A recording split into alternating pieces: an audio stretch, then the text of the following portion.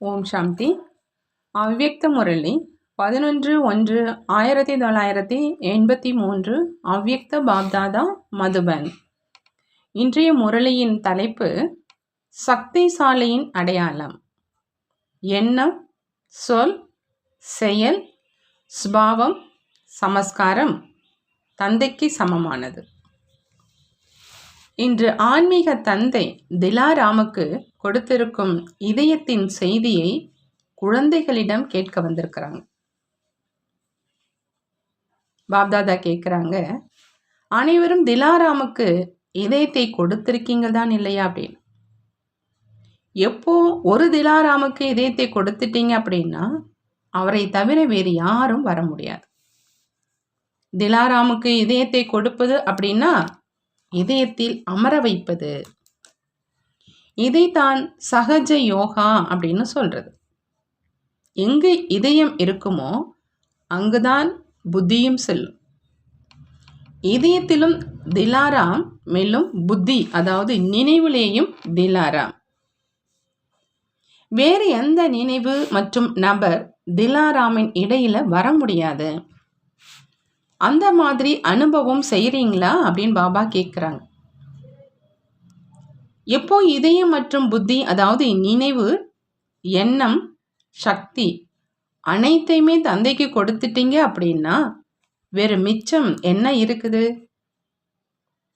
எண்ணம், சொல், செயலால் தந்தையினுடையவராக ஆகிட்டீங்க. எண்ணத்திலும் நான் தந்தையினுடையவன் அப்படின்னு வச்சிங்க. மேலும் வார்த்தைகள் மூலமாக என்னுடைய பாபா, நான் பாபாவினுடையவன் அப்படின்னு சொல்றீங்க. காரியத்திலும் என்ன சேவை? என்னுடைய சேவை. சேவைதான் என்னுடைய சேவை. அப்படி காரியத்திலும் இருக்கணும். அந்த மாதிரி எண்ணம், சொல், செயலால் தந்தையினுடையவர்களாக ஆகிட்டீங்க இல்லையான்னு பாபா கேட்குறாங்க. வேறு ஏதாவது என்ன அளவிலாவது வருவதற்கு எங்காவது வாய்ப்பு இருக்குதா? ஏதாவது எண்ணம் அல்லது ஏதாவது விதமான கவர்ச்சியும் வருவதற்கு வாசல், ஜன்னல் இன்னும் இருக்குதா என்னன்னு பாபா கேட்குறாங்க. வருவதற்கான வழியே மனம், புத்தி, சொல் மற்றும் செயல். வருவதற்கான வழி மனம், புத்தி, சொல் மற்றும் செயல். நாலாபுறங்களிலும் யாராவது வருவதற்கு வாய்ப்பு இருக்குதா அப்படின்னு சோதனை செய்யுங்க அப்படின்னு பாபா சொல்றாங்க. வாய்ப்பு இருக்குதா? கனவும் இதே ஆதாரத்துல வருது. எப்போ தந்தையிடம் இவை அனைத்தும் உன்னுடையது அப்படின்னு ஒரு தடவை சொன்னீங்க அப்படின்னா இன்னும் மிச்சம் என்ன இருக்குது? இதைத்தான் நிரந்தர நினைவு அப்படின்னு சொல்றது. சொல்வதிலும் செய்வதிலும் இடைவெளியோ வைத்து விடுவதில்லையே அப்படின்னு சோதனை செய்யணுங்கிறாங்க பாபா. உன்னிடத்தில் என்னுடையது என்று கலப்படமோ செய்து விடவில்லையே அப்படின்னு சோதனை செய்யணும். சூரிய வம்சம் அப்படின்னா பொற்காலம். அதுல கலப்படமோ ஆகாதுதான் இல்லையா? வைரமும் கரையற்றதாக இருக்கட்டும், ஏதாவது கரை இருந்து விடவில்லையே அப்படின்னு சோதனை செய்ய சொல்றாங்க. எந்த நேரத்திலும் ஏதாவது பலகீனத்தை வர்ணனை செய்யும் பொழுது அது எண்ணத்தின், வார்த்தையின் அல்லது சுபாவ சமஸ்காரத்தின் பலகீனமாக இருந்தாலும், என்ன வார்த்தை சொல்றீங்க, என்னுடைய சிந்தனை அந்த மாதிரி சொல்லுது அல்லது என்னுடைய சமஸ்காரமே அந்த மாதிரி ஆகுது அப்படிங்கிற அந்த வார்த்தையை ஒரு பொழுதும் சொல்ல மாட்டீங்க. என்ன செய்வது அப்படிங்கிற இந்த வார்த்தையே பலகீனத்தினுடையது அப்படின்னு பாபா சொல்றாங்க. சக்திசாலியினுடைய அடையாளம் என்ன அப்படின்னு பாபா சொல்றாங்க. எப்பொழுதுமே தந்தைக்கு சமமான எண்ணம், தந்தைக்கு சமமான சொல், செயல், சுபாவ சமஸ்காரம் இருக்கணும். தந்தையினுடையது வேறு, என்னுடையது வேறு என்று அப்படி இருக்க முடியாது. அவங்களுடைய எண்ணத்திலும் வார்த்தையிலும் ஒவ்வொரு விஷயத்திலும் பாபா பாபாங்கிற வார்த்தை இயற்கையாகவே இருக்கும். மேலும் காரியம் செய்து கொண்டு இருக்கும். செய்விப்பவர் செய்வித்து கொண்டிருக்கிறார் அப்படிங்கிறது அனுபவம் ஆகும். எப்போ அனைத்திலும் பாபா வந்துவிட்டார் அப்படின்னா தந்தையினுடைய எதிரில் மாயா ஆக முடியாது. தந்தை இருப்பார் அல்லது மாயா இருக்கும். லண்டன்ல இருக்கிறவங்க பாபா பாபா அப்படின்னு சொல்லி நினைவில் வச்சு நிரந்தரமாக மாயாவை வென்றவராக ஆகிட்டீங்களா அப்படின்னு கேட்குறாங்க பாபா. எப்போ ஆஸ்தியை சதா காலத்துக்கும் பெறுறீங்க அப்படின்னா நினைவும் சதா காலம் வேண்டும் இல்லையா? மாயாவை வென்றதும் சதா காலம் ஆகணும் இல்லையா அப்படிங்கிறாங்க பாபா. பாபா சொல்றாங்க, லண்டன் சேவையினுடைய அஸ்திவார ஸ்தானம். அஸ்திவார ஸ்தானத்துல இருப்பவர்களும் அஸ்திவாரத்துக்கு சமமா எப்பொழுதும் உறுதியாக இருக்கிறாங்களா?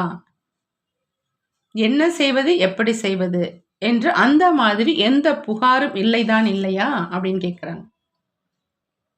அதிகமாக நாடகமும் மாயாவினுடைய நாடகம்தான் போடுறீங்க.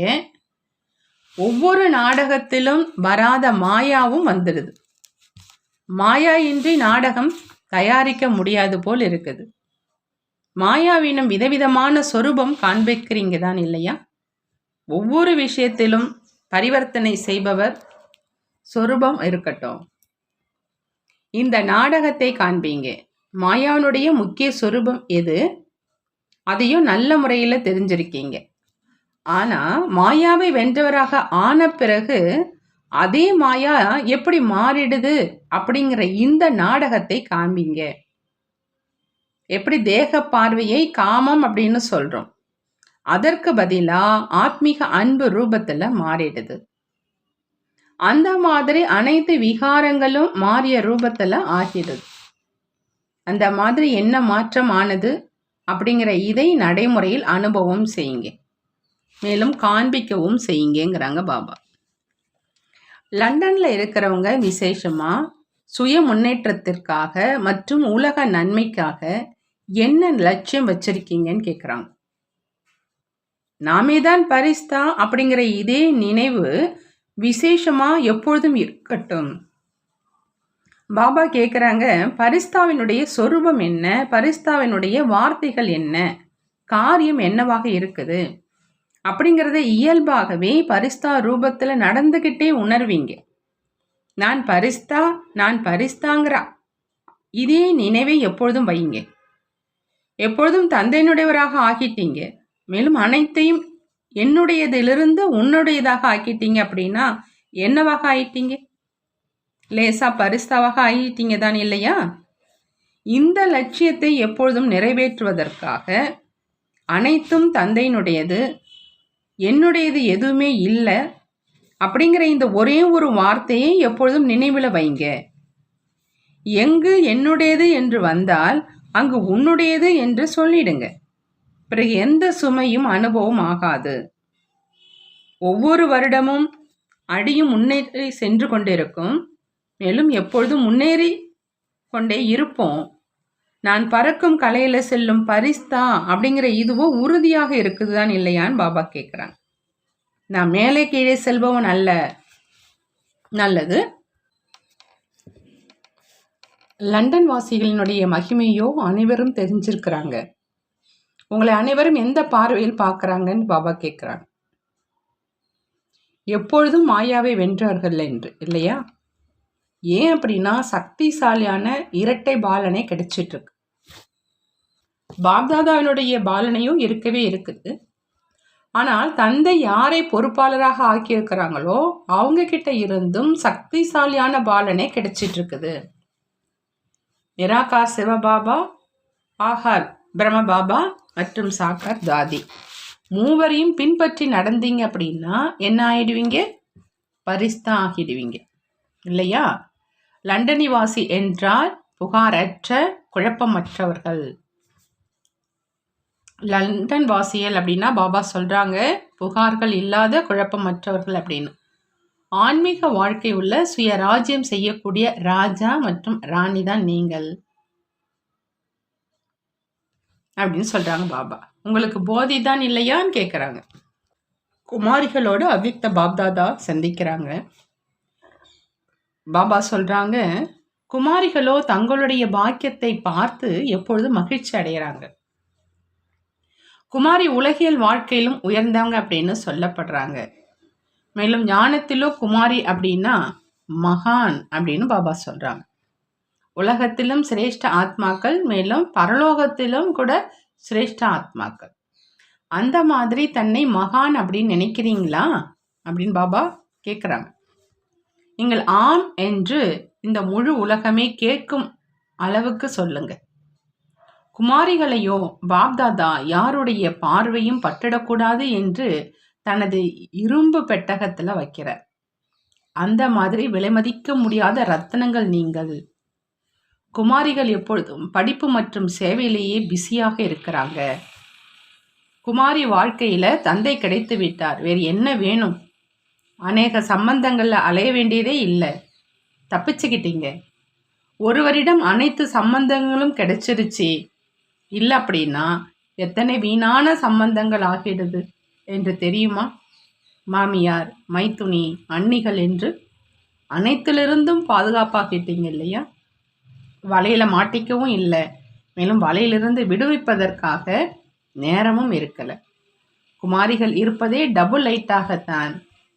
குமாரிகள் எப்பொழுதும் தந்தைக்கு சமமான சேவாதாரிகள் மற்றும் தந்தைக்கு சமமாக அனைத்து தாரணை சொரூபமானவங்க. குமாரி வாழ்க்கை என்றால் தூய்மையான வாழ்க்கை. நீங்கள் தூய்மையான ஆத்மாக்கள், சிரேஷ்ட ஆத்மாக்கள் ஆனீர்கள் இல்லையா? பாப்தாதா குமாரிகளை மகான் பூஜைக்குரிய ஆத்மாவின் ரூபத்தில் பார்க்கிறார். தூய்மையான ஆத்மாக்கள் அனைவருக்கும் மற்றும் தந்தைக்கும் பிரியமானவர்கள் அப்படின்னு சொல்றாங்க பாபா. தூய்மையான ஆத்மாக்கள் அனைவருக்கும் பிரியமானவங்க மற்றும் தந்தைக்கும் பிரியமானவங்கன்னு சொல்றாங்க. தன்னுடைய பாக்கியத்தை எப்பொழுதும் எதிரில் வைத்துக்கொண்டே சக்திசாலியான ஆத்மாவாகி சேவையில சக்தியை கொண்டு வந்து கொண்டே இருங்க. இதுதான் பெரிய புண்ணியம். எது தனக்கு பிராப்தி ஆகி இருக்குதோ அதை மற்றவர்களுக்கும் செய்வீங்க. பொக்கிஷங்களை வழங்குவதனால் எண்ணம் அதிகரிக்கும் என்று அந்த மாதிரி சுப எண்ணம் வைக்கும் குமாரிகள் தான் நீங்கள் இல்லையா அப்படின்னு பாபா கேட்குறாங்க. நன்றி. டீச்சர்களோடு அவ்யக்த பாப்தாதா சந்திக்கிறாங்க. பாப்தாதா சொல்றாங்க, உலகின் காட்சி பெட்டகத்தில் விசேஷ காட்சி பொருள் நீங்க. அனைவருடைய பார்வை பொறுப்பாளராக ஆகியிருக்கும் சேவாதாரி என்று சொன்னாலும் ஆசிரியர்னு சொன்னாலும் அவங்க மேலே தான் இருக்குது. எப்பொழுதும் மேடையில் இருக்கீங்க. எவ்வளவு பெரிய மேடை, மேலும் பார்ப்பவர்கள் எத்தனை பேர். அனைவரும் பொறுப்பில் இருக்கும் ஆத்மாக்கள் உங்ககிட்ட இருந்து பிராப்தியினுடைய பாவனை வைக்கிறாங்க. எப்பொழுதும் இது நினைவில் இருக்குதா அப்படின்னு கேட்குறாங்க பாபா. சென்டரில் இருக்கீங்களா அல்லது மேடையில் இருக்கீங்களா அப்படின்னு கேட்குறாங்க. எப்பொழுதும் எல்லைக்கு அப்பாற்பட்ட மிகப்பெரிய மேடையில் அநேக ஆத்மாக்களின் நடுவில் இருக்கீங்க. ஆகினால வள்ளலினுடைய குழந்தைகள் எப்பொழுதும் கொடுத்துக்கிட்டே இருங்க. மேலும் அனைவரின் பாவனைகள் மற்றும் அனைவரின் ஆசைகளை நிறைவேற்றி கொண்டே இருங்க. மகாதானி மற்றும் வரதானி ஆகுங்க. இதுதான் உங்களுடைய சொரூபம் அப்படின்னு பாபா சொல்றாங்க. இந்த நினைவு மூலமா ஒவ்வொரு எண்ணம், ஒவ்வொரு வார்த்தை மற்றும் காரியம் கதாநாயக பாத்திரத்துக்கு சமமாக இருக்கணும். ஏன் அப்படின்னா உலகின் ஆத்மாக்கள் பார்த்துட்டு இருக்கிறாங்க. எப்பொழுதும் மேடையிலேயே இருங்க, கீழே வராதீங்க. பொறுப்பில் இருக்கும் சேவாதாரிகளை பாப்தாதா தன்னுடைய நண்பர்கள் என்று நினைக்கிறாங்க. ஏன்னா தந்தையும் ஆசிரியர் என்றால் தந்தைக்கு சமமாக பொறுப்பாளர் ஆகியிருக்கிறவங்க நண்பர்கள் ஆனார்கள் இல்லையா அப்படின்னு பாபா கேட்குறாங்க. அந்த அளவு நெருக்கமான ஆத்மாக்கள் நீங்கள். அந்த மாதிரி எப்பொழுதும் தன்னை தந்தையுடன் இருப்பவராக மற்றும் நெருக்கமானவராக அனுபவம் செய்கிறீங்களா அப்படின்னு கேட்குறாங்க. எப்பொழுதெல்லாம் பாபா அப்படின்னு சொல்றீங்களோ அப்போ 1000 புஜங்களுடன் தந்தை உங்களோடு இருக்கிறார். அந்த மாதிரி அனுபவம் ஆகுதான் பாபா கேட்குறாங்க. யார் பொறுப்பாளராக ஆகி இருக்கிறாங்களோ அவங்களுக்கு தான் பாப்தாதா அதிகப்படியான சகயோகம் கொடுக்கிறார். ஆகினால மிகவும் பெருமிதத்துடன் பாபா அப்படின்னு சொல்லுங்க, அழைங்க. பாபா ஆஜராகி விடுவார். பாப்தாதா மிகவும் கீழ்ப்படிந்து நடப்பவர் இல்லையா அப்படின்னு பாபா கேட்குறாங்க. நல்லது. ஓம் சாந்தி.